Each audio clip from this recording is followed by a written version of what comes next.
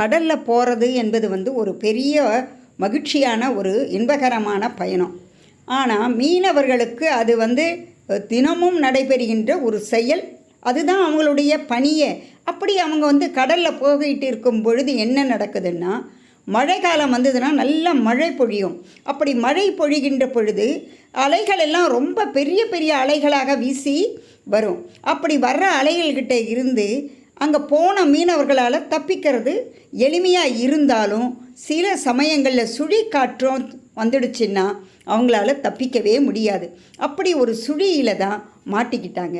அப்படி மாட்டிக்கிட்டு அவங்க தத்தளிச்சுட்டு இருக்கும் பொழுது இங்கே ஒரு பெரியவர், மத்துவர்னு சொல்லலாம், அவர் கிருஷ்ணனையே நினச்சிக்கிட்டு தெய்வமாக நினச்சிட்டு அவர் பேசிக்கிட்டு இருக்கார். அவருடைய கண்களுக்கு இந்த கப்பல் அதாவது இந்த படகு படுகின்ற துன்பம் தெரிஞ்சு போச்சு. அந்த மக்களை காப்பாற்றணும் அப்படின்னு நினச்சிக்கிட்டு ஒரு துணியை எடுத்து, வெள்ளை துணியை எடுத்து மேலே அப்படியே அசைக்கிறாரு. உடனே காற்று நின்று போயிடுது, மழையும் நின்று போயிடுது.